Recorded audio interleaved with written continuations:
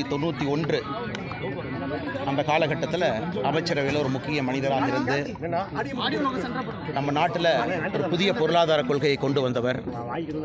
அதன் பிறகு 10 ஆண்டுகள் நம்முடைய பாரத நாட்டினுடைய பிரதமராக 2004 14 வரை நம்முடைய அன்பையெல்லாம் பெற்றவர் இன்று நம்மோடு இல்லை.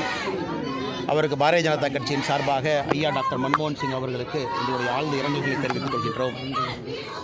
வருகின்ற நாட்களில் எப்பொழுதுமே அவர் நம்முடைய நாட்டிற்கு வகுத்து கொடுத்த பொருளாதார கொள்கையை எப்பொழுதும் நன்றியுடன் நாங்கள் நினைவு கூறுவோம். அதே நேரத்தில் அன்பு சொந்தங்களே, நாங்கள் இன்றைக்கி எடுத்திருக்கக்கூடிய இந்த போராட்டம் வருகின்ற காலத்தில் இன்னும் தீவிரப்படுத்தக்கூடிய போராட்டம் என்பது ஏதோ ஒரு தனி மனிதனை சார்ந்தோ ஒரு தனி மனிதனுக்கு ஆட்சியாளர்கள் மீது இருக்கக்கூடிய கோபத்தை காட்டவோ இந்த போராட்டம் கிடையாது. கண் முன்னால் அடுத்த தலைமுறை அழிந்து கொண்டிருப்பதை பார்த்து கொண்டிருக்கின்றோம். கல்வியினுடைய தரம் கீழே வர ஆரம்பித்திருக்கிறது, பொருளாதாரம் பின்தங்க ஆரம்பித்திருக்கிறது. எல்லாவற்றுக்கும் மேலாக அந்த காலத்தில் நம்ம போரில் சொல்லுவோம், ஒரு போராக இருந்தாலும் கூட ஒரு பெண்ணின் மீது கை வைக்கக்கூடாது என்பது நம்முடைய மரபு, இந்த மண்ணினுடைய மரபு. ஆனால் இன்றைக்கி தமிழகத்தில் பெண்களின் மீது, தாயார்களின் மீது, குழந்தைகள் மீது, அவர்கள் மீது தொடுக்கப்படக்கூடிய இந்த குற்றச்செயல்கள் ஒரு நாளும் அதிகமாக கொண்டிருக்கிறது. இன்றைக்கி தவ வேள்வியாக இந்த போராட்டத்தை நாங்கள் முன்னெடுத்திருக்கின்றோம். எதற்காக 6 சாட்டை அடி? எல்லாருக்கும் ஒரு காரணம் இருக்குங்க. என்னை பொறுத்தவரை முருகப்பெருமான்கிட்ட எங்களுடைய வேண்டுதலை இந்த 6 சாட்டை அடியாக சமர்ப்பிக்கின்றோம். விரதம் இருக்க போகின்றோம், அரசியல் பணியை செய்ய போகின்றோம், ஆண்டவனிடம் முறையிடப் போகின்றோம். கிடைக்கின்ற எல்லா மேடையிலும் கூட திராவிட முன்னேற்றக் கழகத்தை தோலுரித்து காட்டப் போகின்றோம். ஆட்சியில் 3 ஆண்டுகளாக தமிழகத்தை எவ்வளோ பின்னாடி கொண்டு போயிருக்கிறாங்க, இதெல்லாம் கூட தொடர்ந்து பேசுவோம்.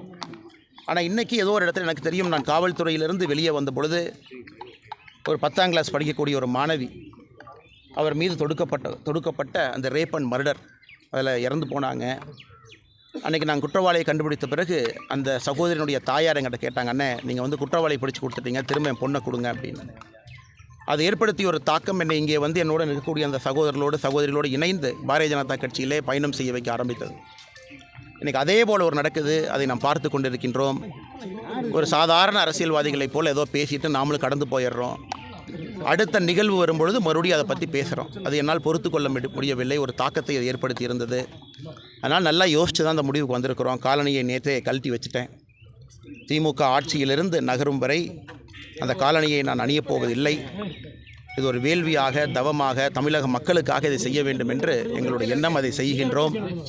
எங்களுடைய கட்சி தலைவர்கள், தொண்டர்கள் எல்லோருக்கும் என்னுடைய அன்பான வேண்டுகோள், கடுமையாக உழையுங்க, வேலை பாருங்கள், ஃபீல்டில் இருங்க, மக்களோடு இருங்க, ஒரு மாற்றத்தை கொடுப்போம். அதே நேரத்தில் ஐயா டாக்டர் மன்மோகன் சிங் அவர்கள் இறந்த காரணத்திற்காக, இறைவனடி சேர்ந்த காரணத்திற்காக இன்று பாரதிய ஜனதா கட்சியின் சார்பாக ஏற்பாடு செய்யப்பட்டிருந்த போராட்டங்கள் எல்லாமே ஒத்திவைக்கப்பட்டிருக்கிறது.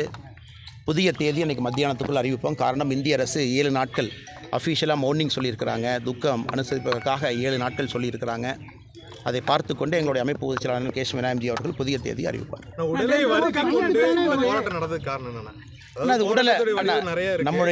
நம்முடைய மண்ணில் உடலை வருத்தி ஒரு விஷயத்தை நீங்கள் முறையிடும்போது அதற்கான ஒரு பலமும் சங்கல்பம் இருக்கும் என்பது என்னுடையது. நீங்கள் கேள்வி கேட்குற அண்ணன், நீங்கள் சபரிமலைக்கு மாலை போட்டிருக்கீங்க, நீங்களும் உடலை வருத்தி தான் மாலை போடுறீங்க. எதிர்பார்ப்பு இதில் ஆண்டவன்ட்டு போய் நம்ம எதுவும் கேட்க போகிறதில்ல, நமக்கு தனிப்பட்ட முறையில் எதுவும் கேட்பதில்லை. உடலை வருத்துவது என்பது நம்முடைய பாரம்பரியத்தில், தமிழ் மரபில், இந்த மண்ணில் அது ஒரு சாதாரண நிகழ்வு தான். விரதம் இருப்பதிலிருந்து எல்லாமே. முருகப்பெருமானுக்கு 6 சாட்டையடி என்பது அது எனக்கு நானே கொடுத்து கொண்டிருக்கக்கூடிய சாட்டையடி என்று சொல்வதை விட சமுதாயத்தில் ஏற்படக்கூடிய அவலங்கள் எல்லோருக்கும் சேர்த்து தான் அந்த சாட்டையடி எனக்கு அடிச்சுக்கிட்டேன்.